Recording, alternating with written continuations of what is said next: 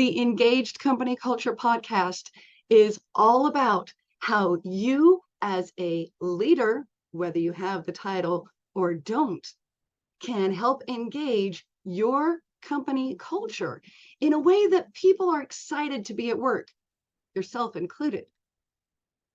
Listen to this podcast or view the video in order to gain resources, tips and tricks, and stories of how companies have reached higher levels of engagement and how you can do it too.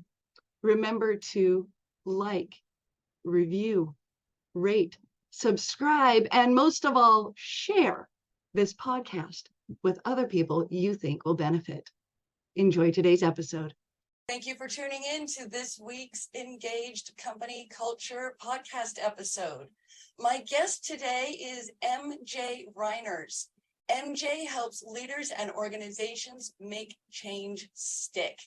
After 20 years of leading large-scale transformation projects, the largest being $350 million with over 200 team members, MJ created the Epi.FUN.Ny Factory discovery model to help people change better, faster, and cheaper.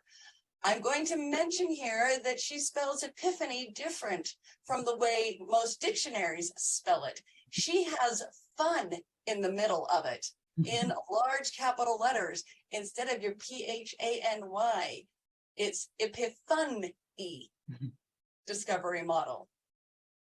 I'm excited to have MJ with us today because she knows that change is speeding up. Our future, our business success, all depends on how well we adapt to new technologies, new business structures, and new policies and laws. MJ, thank you so much for joining us today. Thank you, Dr. Catherine. I'm so excited, and it's an honor to be here with you. Thank you. I would like first to understand how you came to Epiphany, spelled with fun in the center, if you're willing to share that with us. There weren't like expert books or expertise to consult as I was learning how to deal with change and to help people adapt through change.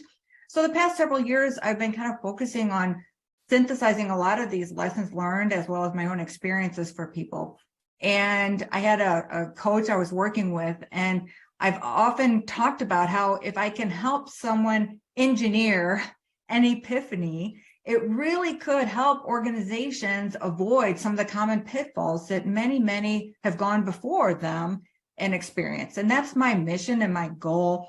And I wanted to trademark the concept, the idea. And I don't know if you've tried to trademark anything, Dr. Catherine, it's really hard. So you have to find a quirky little way to spell it, or, you know, or a different word that doesn't really mean anything. But I loved the word epiphany.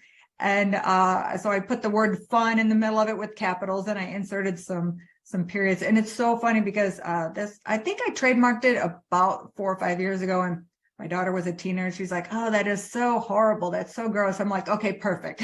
That's when I knew it was a good trademark, is because it would capture somebody's attention. But thanks for bringing that up. It's a fun little tidbit about how that came to be.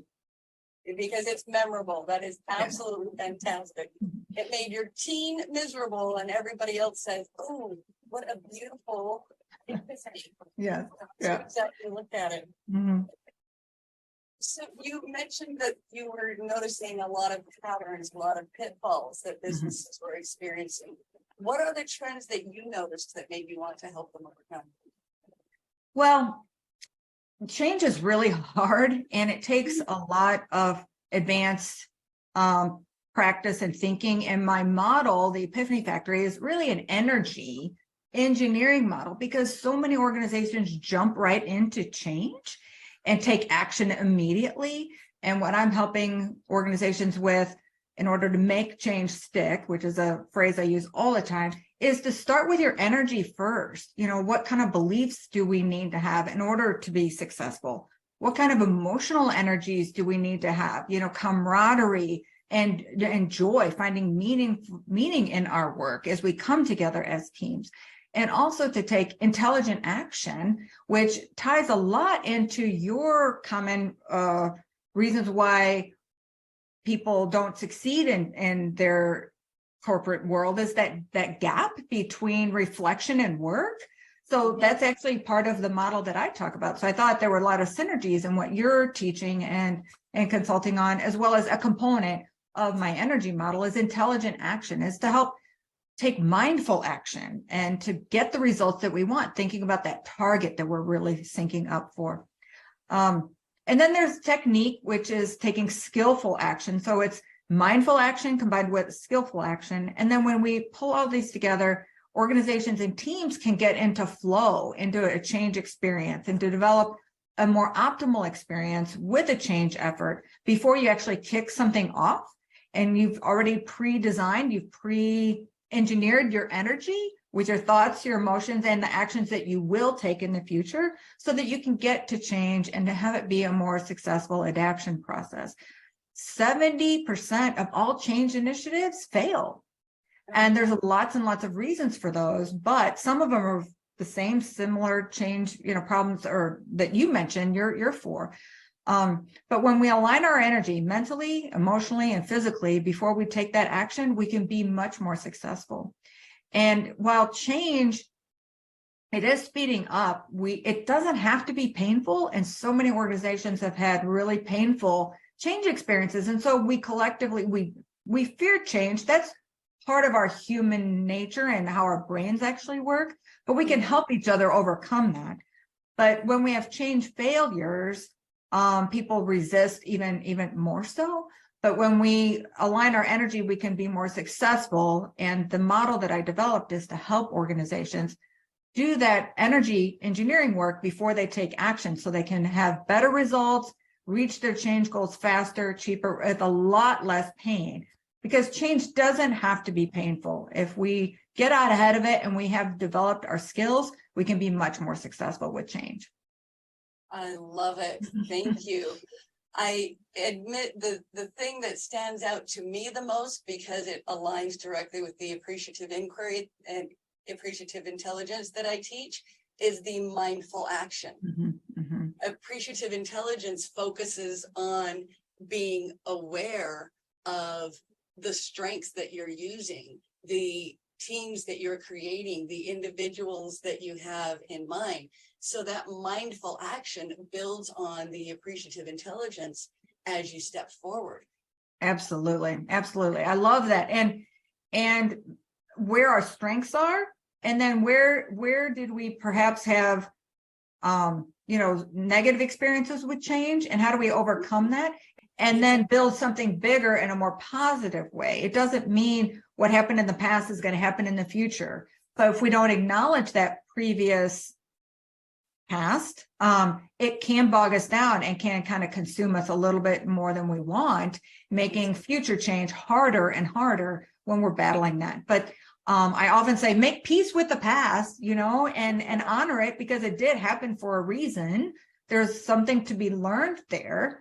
But we can take that and move forward with more technology, advanced skills, advanced learning, new policies, organization structures. All of those things can be way more successful, but we shouldn't ignore those lessons that we have.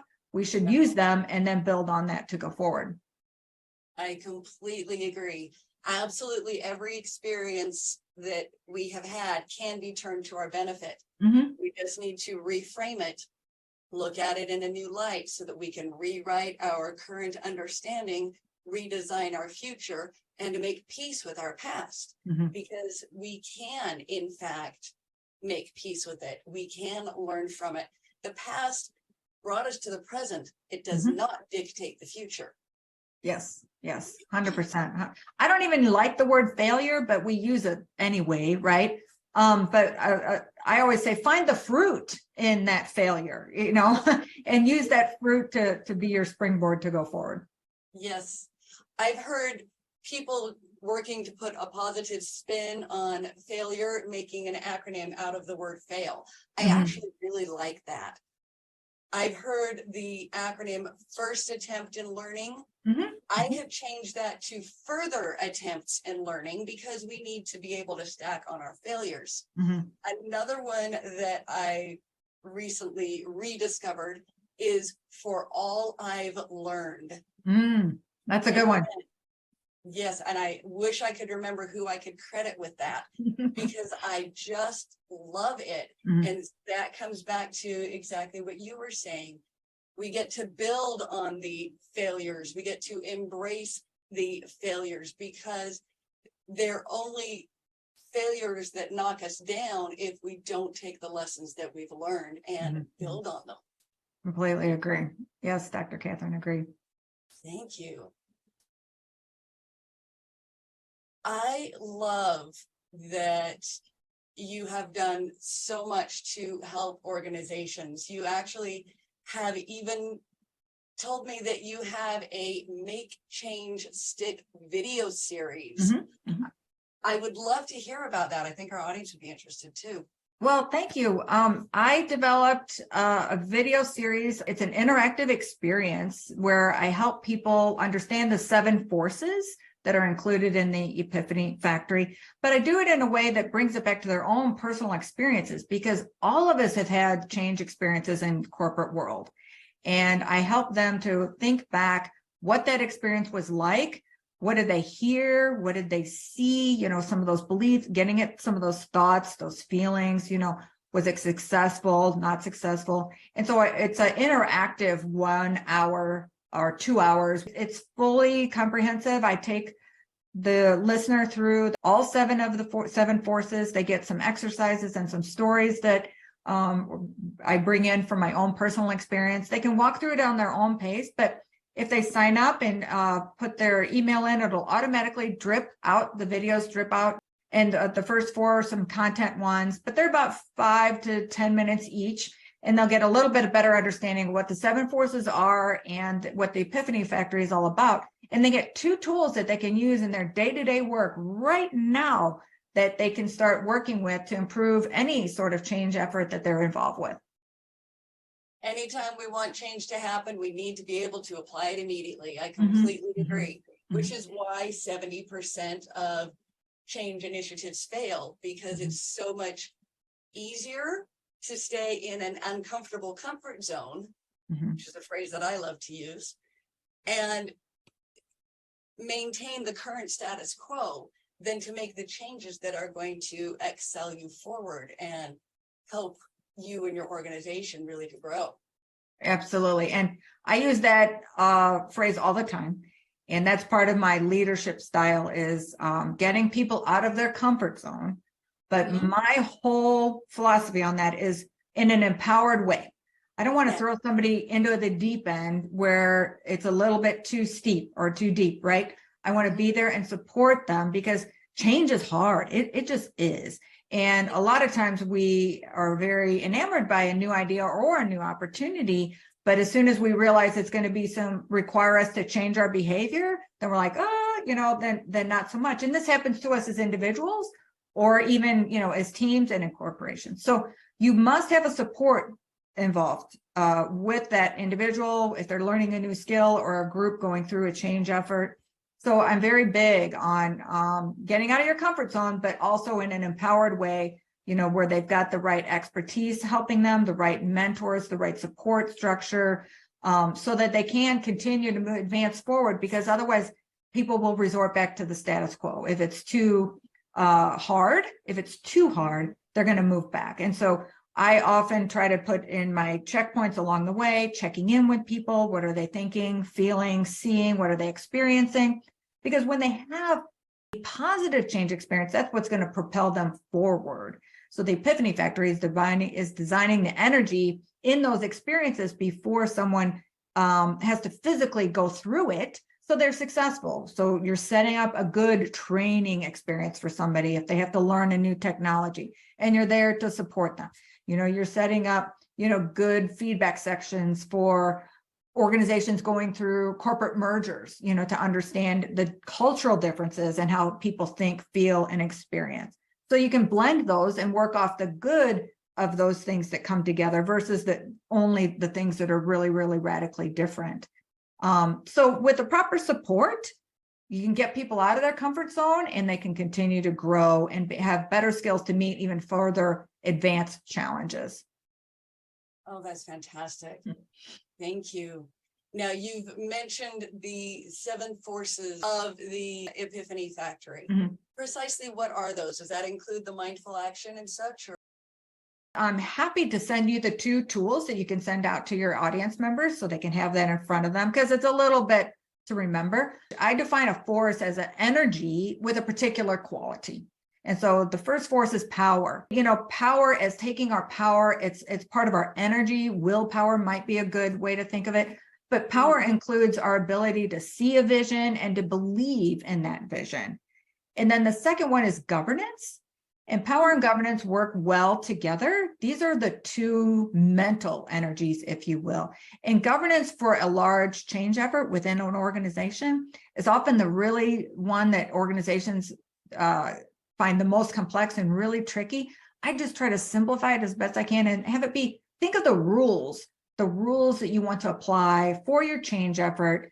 And they can be rules of engagement, they can be formal policies, they can just be norms of how we're going to come together and how we're going to communicate. But governance and power work together, because change, I'm often asked, is change top down or is it bottom up? And it's both. You have to have that vision and that purpose from leaders, 1 or more leaders, of where we're headed, as well as the governance of how you're going to have grassroots support that, and how are the grassroots support going to come together and make decisions. So those 2 work together. Those are your 2 mental energies, if you will. The emotional ones are camaraderie. And so camaraderie is that deep trust that people who are working together have for each other, and a commitment. So it's that force, that energy of, I am willing to go above and beyond myself for the sake of my team members. And so it's not just team. We have lots and lots of team building, but camaraderie is going a little bit further and really saying, hey, you know, I got to do the best job I can do because Dr. Catherine needs this for me by Friday, and understanding those dependencies, really helping to solidify that camaraderie among the team. And then there's joy, which is similar to camaraderie, but joy is that force of feeling for a cause or believing in a particular mission, believing in your work, that you're willing to go above and beyond yourself for that cause. And I had an experience one time where I was working with an organization during Hurricane Katrina. So this goes back a bit. And there was a hospital there that worked with community leaders, public service leaders, all physicians of the community, to pull together a mobile hospital in 3 days. They stood this thing up in 3 days to serve over 27,000 patients in the community who had no health care. And the biggest thing that they had to provide during this hurricane was eyeglasses, because so many people had lost their eyeglasses, you know, in the storm. So this was a way, or a story, that I tell often, because this is bringing together joy. So joy of providing that service to the community, as well as bringing camaraderie together, because this hospital had not worked with community leaders, government leaders, you know, before. So everybody came together. And so together that really created a powerful goodwill, and they got it done in 2 to 3 days, which shows that when people are that deeply committed, you can overcome incredible odds of getting something done and really great work. Then the third pillar is your physical pillar, and that's taking both mindful action, which I call intelligent action, so similar to your way that you phrase it, and then also technique, which is your skillful action. Because one, you want focused energy, that's your intent, your intelligent action, and then your technique is, you don't want to waste your time. You know, you want to hold and preserve your energy. And so you want to do it well. And so that means the people on your team need to have the right skills. They need to have the right experience, and the mentors helping them. Not that trial and error never happens. It does. But trial and error is exhausting over time. So people need the right skills and the abilities. They need the right education and skills to get change to work, and together working with the intelligent action. So those are the two physical ones. And then the last one is called flow. And so that is when mental, emotional, and physical energies all come together in an optimal experience to help people get out of their comfort zones and to do it successfully. I tell a quick story about a gentleman who worked for me, and he came to me and he said, MJ, I just cannot present in front of this group. I start to have panic attacks, and I could feel in the soles of my feet, I can feel my heart beating within the soles of my feet. And I'm like, Joey, he was young. He was really young, out of college. And I said, Joey, I get it. I have struggled with that in myself, but you have the technical expertise. He had the technique, right?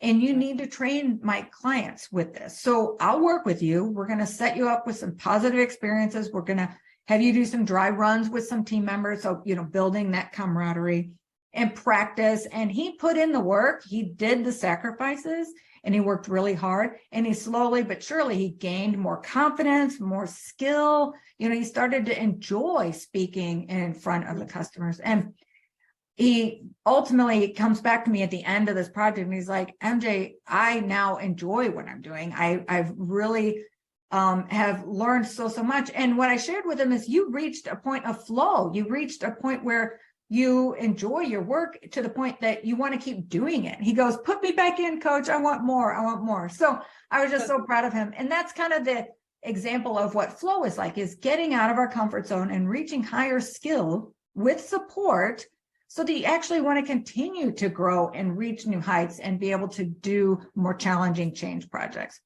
So those are the 7 forces that make up the Epiphany Factory, and that's all included in my free video series. So if your audience wants to learn more or refresh by watching that, I highly encourage them to explore that. Oh, that is fantastic. I love that it all comes back to enjoying work and enjoying what you're doing, that joy is part of the journey and flow is a recognition of joy. One of the things that I really am on a mission to encourage is joy at work. And that can be done with your 7 forces. It can be done using appreciative intelligence. It can be done with making peace with your past. It all comes together as you reframe, rewrite, and redesign, and really work on these different forces and look at your pillars. You can make change stick to the point that, throw me in, coach, I want more. Absolutely. I want to keep doing this. I'm helping people. I'm learning. I'm growing. I'm encouraging change while experiencing change. It sticks. And then that comfort zone is easier to get out of. And it also grows. Absolutely. You become more comfortable with more things. Right. You and I have a lot of the same wavelength, Dr. Catherine. Yes, we do. Absolutely. Yeah. Because I think, we read a lot about burnout and about the Great Resignation, which was last year and such. And it's my personal opinion that people are wanting more out of work that is beyond the physical. So obviously we have to have benefits and salaries and things like that. And those are really important, but people want more creative experiences. They want to be able to bring more of their whole self to work. And a phrase I use a lot is share their art with people. And so when we have organization change projects, this is an excellent time to, practice something within your own organization, that you can learn these skills and practice these 7 forces. And by designing something on the front end of a project, people get way more creative and they're lifted up by using higher energies. And that turns out to be so much more fun. And planning and doing the energy engineering doesn't take weeks and months. It depends on the size of the project. Some, like that 350 million project I did, we spent a year. We spent a year doing all of that planning before we took action and kicked it off.